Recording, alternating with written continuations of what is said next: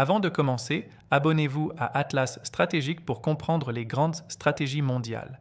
Depuis quelque temps, les relations entre les États-Unis et le Canada font l'objet de nouvelles tensions. Négociations économiques, intérêts stratégiques, désaccords politiques, et une question commence à émerger. Assistons-nous à un simple désaccord ou à un changement plus profond dans leurs relations? Car derrière ces tensions apparentes, il y a des enjeux majeurs: commerce, énergie, influence régionale. Dans cette vidéo, nous allons analyser pourquoi ces tensions apparaissent, ce que chaque pays cherche réellement et quelles pourraient être les conséquences, sans exagération, sans spéculation, juste une analyse stratégique. Commençons. Une relation historique, mais stratégique. Les États-Unis et le Canada partagent l'une des relations les plus étroites au monde. Commerce massif, coopération économique, proximité géographique. Un partenariat essentiel. Les deux pays sont des partenaires commerciaux majeurs, des alliés stratégiques. Leurs relations reposent sur des accords, des échanges constants, une forte interdépendance, mais pas sans tension. Malgré cette proximité, des désaccords existent régulièrement. Commerce, ressources politiques, industrielles. Conclusion. Chapitre 1. Une relation forte, mais pas toujours alignée. Pourquoi les tensions apparaissent aujourd'hui entre les États-Unis et le Canada ? Après avoir compris que la relation entre les États-Unis et le Canada est historiquement solide, une question se pose. Pourquoi observe-t-on aujourd'hui des tensions plus visibles ? Car malgré leur proximité, leurs intérêts ne sont pas toujours alignés. Des intérêts économiques divergents. Même si les deux pays sont partenaires, chacun cherche à protéger ses industries, soutenir son économie, favoriser ses entreprises nationales. Cela peut créer des désaccords commerciaux, des mesures protectionnistes, des négociations plus difficiles. La question des ressources stratégiques. Un point central concerne les ressources: énergie, matières, premières infrastructures. Le Canada possède des ressources importantes. Les États-Unis, eux, cherchent à sécuriser leurs approvisionnements, ce qui peut créer des tensions. Le rôle des politiques internes. Chaque gouvernement doit aussi répondre à des enjeux nationaux, des pressions politiques, des attentes économiques, ce qui peut pousser à adopter des positions plus fermes, un contexte mondial plus compétitif. Aujourd'hui, la compétition économique mondiale s'intensifie.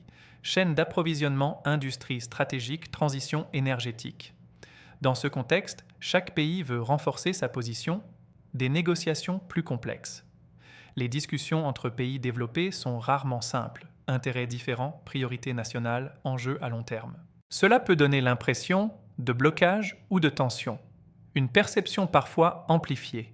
Il est important de noter, toutes les tensions ne signifient pas une rupture. Souvent, il s'agit de phases normales de négociation. Conclusion du chapitre. Ainsi, ce deuxième chapitre met en évidence une réalité essentielle. Les tensions entre les États-Unis et le Canada ne sont pas exceptionnelles. Elles reflètent des intérêts différents, un contexte mondial plus compétitif et des stratégies nationales. Ce n'est pas forcément une crise, mais une phase de négociation plus ferme, le vrai rapport de force. Qui dépend de qui ? Quand on parle de tensions entre les États-Unis et le Canada, une question revient souvent. Lequel des deux pays a le plus de poids réel ? Mais la réponse n'est pas aussi simple qu'il n'y paraît. Une interdépendance très forte. Les États-Unis et le Canada sont liés par l'un des plus grands partenariats économiques au monde. Commerce massif, chaîne de production intégrée, échanges énergétiques importants. Cela signifie une chose essentielle. Aucun des deux pays n'est totalement indépendant de l'autre. Les États-Unis, la puissance dominante. Sur le plan global, les États-Unis ont une économie beaucoup plus grande, un marché intérieur massif, une influence financière mondiale. Cela leur donne un poids de négociation supérieur. Le Canada, un partenaire stratégique, pas secondaire. Même si plus petit en taille économique, le Canada possède des atouts importants: ressources naturelles abondantes, énergie, pétrole, gaz, hydroélectricité, proximité géographique stratégique. Cela lui donne un rôle essentiel dans la sécurité économique nord-américaine. Une dépendance réciproque.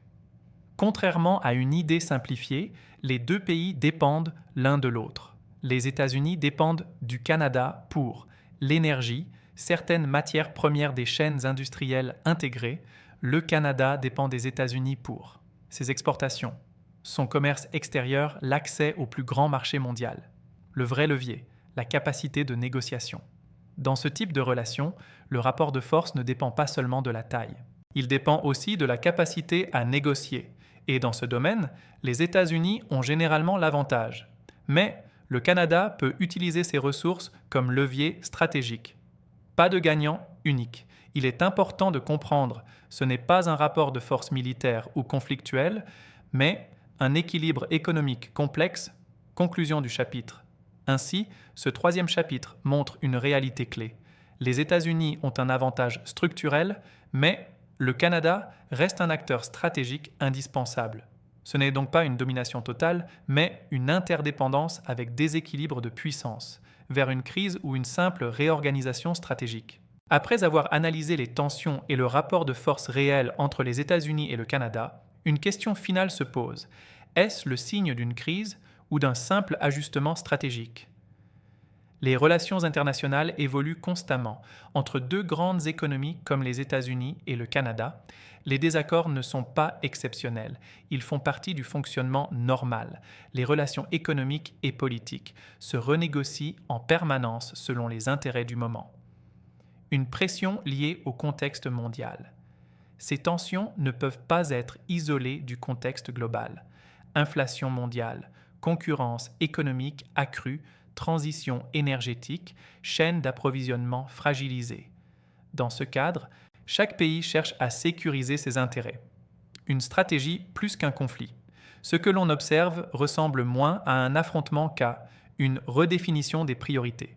Les deux pays cherchent à protéger leurs industries, renforcer leur autonomie, améliorer leur position stratégique. Des tensions contrôlées, malgré les désaccords. Les mécanismes de coopération restent en place. Accords commerciaux, échanges énergétiques, coopération sécuritaire. Cela montre que le lien structurel reste solide. La conclusion du chapitre. Ainsi, ce quatrième chapitre met en évidence une idée clé. Les tensions ne signifient pas une rupture, mais une phase d'ajustement stratégique dans une relation très intégrée. Conclusion finale ultra puissante. Alors, que faut-il retenir de cette analyse? Depuis le début, une chose est claire. Les États-Unis et le Canada ne sont pas dans une rupture, mais leurs relations évoluent, plus complexes, plus stratégiques, plus conditionnées par le contexte mondial. Ce que certains perçoivent comme une crise est en réalité un rééquilibrage des intérêts. Dans un monde où l'énergie devient stratégique, les chaînes de production sont fragiles, la compétition économique s'intensifie, chaque pays ajuste sa position. Et dans ce type de situation, les tensions sont normales, les négociations sont plus dures, les positions deviennent plus fermes. Mais cela ne change pas un point essentiel. Les États-Unis et le Canada restent profondément interconnectés. Et cette interconnexion rend une rupture, très improbable à court terme. La vraie question n'est donc pas « y a-t-il une crise ?», mais plutôt « comment cette relation va-t-elle évoluer dans un monde plus compétitif ?» Car aujourd'hui, les relations internationales ne sont plus figées, elles s'adaptent en permanence, elles se renégocient, elles évoluent avec les intérêts économiques. Et ceux qui comprennent ces dynamiques voient au-delà des titres, comprennent les vrais enjeux, anticipent les changements. C'est exactement l'objectif d'Atlas stratégique. Analyser au lieu de réagir, comprendre au lieu de spéculer, expliquer au lieu d'exagérer, ou trop. Si cette analyse t'a apporté de la clarté, abonne-toi à Atlas Stratégique et dis-moi en commentaire, simple tension ou vrai tournant stratégique. À très bientôt pour une nouvelle analyse.